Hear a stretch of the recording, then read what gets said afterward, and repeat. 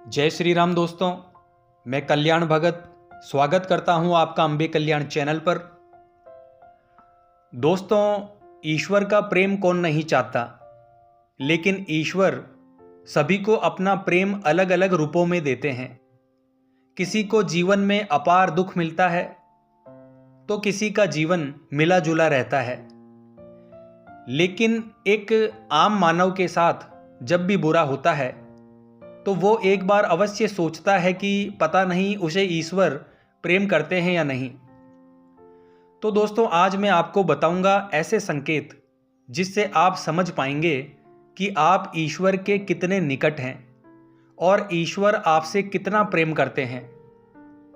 दोस्तों, अगर ईश्वर आपसे प्रेम करते हैं तो उनका सबसे पहला संकेत यह है कि आप जो भी कार्य करोगे उसमें आपको विफलता मिलेगी। जी हाँ दोस्तों, ये सुनकर आपको थोड़ा अजीब लग सकता है, परंतु यही सच्चाई है कि आप हर चीज में अपना 100% दोगे, मेहनत करोगे, लेकिन आपको सफलता नहीं मिलेगी। और ये बार बार होगा आपके साथ तब तक जब तक कि आपकी आंखें नहीं खुल जाती।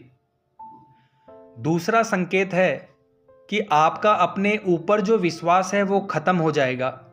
जी हाँ दोस्तों, जब ईश्वर आपके साथ होते हैं तो आपको बिल्कुल अकेला महसूस होता है। आप नहीं समझ पाओगे कि आपको आगे क्या करना चाहिए। आप खुद को एक ऐसी स्थिति में महसूस करोगे जहां आपकी कोई मदद नहीं कर सकता। आप किसी को अपनी परेशानी शेयर नहीं कर सकते। अगर बता भी दोगे किसी को तो उनके लिए ये बहुत छोटी बात होगी या वो इस चीज पर ध्यान ही नहीं देंगे। अगला संकेत है कि आपके जीवन में दुख चरम सीमा पर पहुंच जाएगा। दोस्तों, आपको ऐसा लगेगा मानो कि इसमें ज्यादा और क्या बुरा हो सकता है मेरा। आप दुख की चरम सीमा को महसूस करने लगेंगे। दोस्तों, आपने महान संतों का जीवन देखा होगा। सभी अपने जीवन में बड़े से बड़े दुखों में गिरे थे और उनके अंदर वैराग्य जागा और इस जीवन और भौतिक सुखों से आगे ईश्वर को जानने की उनके मन में प्यास जगी और अंत में उन्होंने ईश्वर का साक्षात्कार भी प्राप्त कर लिया।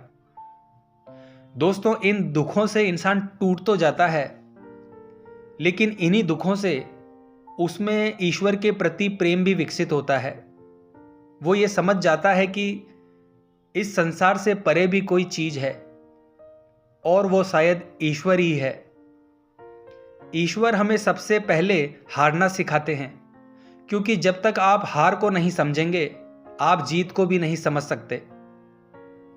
दोस्तों, अगला संकेत है कि जब आपकी सारी उम्मीदें टूट जाएगी तब आपके भीतर एक खोज शुरू होगी। इससे आप खुद को ही परखोगे और अपनी कमियों और खामियों की जड़ तक जाने का प्रयास करोगे। आपने जीवन में जो कुछ भी खो दिया है या जिस कार्य में भी विफल हुए हो, आप उसका कारण ढूंढोगे। आप खुद से सवाल करोगे।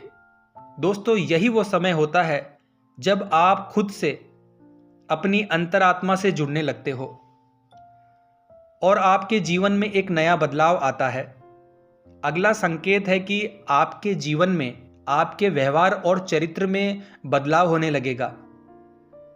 दोस्तों, जब आप खुद से जुड़ने लगते हो तो आप खुद को और अपनी खामियों को समझने लगते हो। इससे आप खुद को बदलना और तलाशना शुरू कर देते हो और पहले से अधिक शांत, स्थिर होकर चीजों को गहराई से देखने और समझने लगते हो। जब भी हम ईश्वर की शरण में जाते हैं तो वो सबसे पहले हमारे अंदर परिवर्तन लेकर आते हैं ताकि हम उसकी भाषा को समझ सकें। जब तक हम ईश्वर के गुणों को नहीं समझ सकेंगे तब तक हम ईश्वर और उसके प्रेम को भी नहीं समझ सकते। इसीलिए ईश्वर हमारे अंदर बदलाव लाते हैं, हमें उनकी भाषा को समझना सिखाते हैं, चाहे वो दुख हो या किसी भी जरिए से। अगला संकेत है दोस्तों कि आप किसी भी चीज में हार जीत का अनुभव नहीं करेंगे। ये वो वक्त होगा जब आप बदल चुके हैं और आपके अंदर बदलाव आ रहा है। अब आपका जीवन जीने का नजरिया बदल चुका है, जिससे बाहर घट रही घटनाओं का असर भी आपके ऊपर बहुत कम होगा। आप बाहर के संसार में होने वाली हर घटना को एक नाटक के रूप में देखना शुरू कर दोगे, ना कि एक वास्तविकता के रूप में। अगला संकेत है दोस्तों, आपको जब महसूस होने लगेगा कि आप ईश्वर के बहुत निकट पहुंच चुके हो, उसी समय आपके जीवन में सबसे बड़ा झटका लगेगा। यह ईश्वर की सबसे कठिन परीक्षा होती है। यह आपके विश्वास और बुद्धि की परीक्षा होती है। जो कुछ भी आपने अभी तक अपनी जीवन यात्रा में और साधना के द्वारा सीखा है,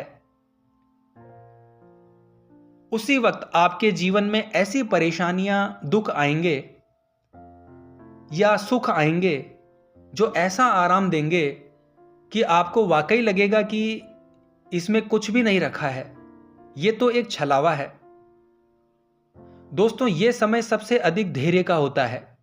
अगर आप इस समय में अपने पथ से विचलित नहीं हुए तो ईश्वर खुद आपको साक्षात दर्शन देते हैं, चाहे वो किसी भी रूप में हो।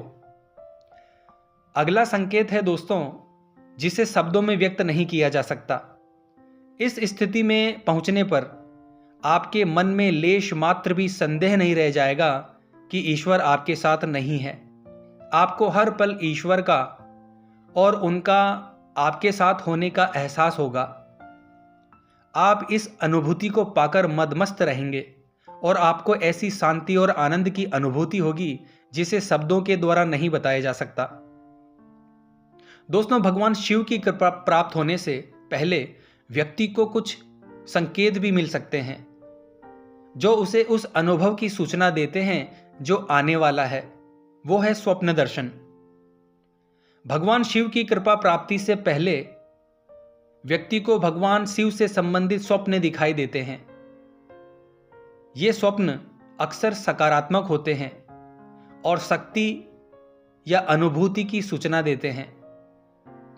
व्यक्ति अपने अंदर शांति, सामर्थ्य और सहानुभूति की अनुभूति करता है। व्यक्ति को जीवित गुरु की प्राप्ति ईश्वर के द्वारा होती है और गुरु के माध्यम से व्यक्ति अपने आंतरिक ज्ञान को बढ़ाता है और भक्ति मार्ग पर अग्रसर होता है। कृपा प्राप्ति के पहले व्यक्ति के जीवन में शुभ घटनाएं घटित होती है। ये घटनाएं जीवन में नए मोड़ और ऊंचाइयों की दिशा दिखाती है। कृपा प्राप्ति के पूर्व व्यक्ति को आंतरिक शांति और स्थिरता की अनुभूति होती है। दोस्तों, ईश्वर की कृपा प्राप्ति के पूर्व व्यक्ति को अक्सर भगवान का स्पर्श महसूस होता है। यह व्यक्ति की आत्मा को शांति, सुरक्षा और उत्साह की अनुभूति कराता है। ईश्वर की कृपा प्राप्ति के पूर्व व्यक्ति के चारों ओर का सामाजिक वातावरण भी परिवर्तित हो सकता है। व्यक्ति का व्यवहार और उसके संबंध सकारात्मक बनते दिखाई देते हैं। व्यक्ति का आध्यात्मिक विकास शुरू हो जाता है। वो अपने आंतरिक सत्य को पहचानता है। तो आशा करता हूं दोस्तों, आज की ये जानकारी आपके लिए उपयोगी साबित होगी। तो हर हर महादेव बोलना पड़ेगा दोस्तों। जय मां अम्बे, जय श्री कल्याण।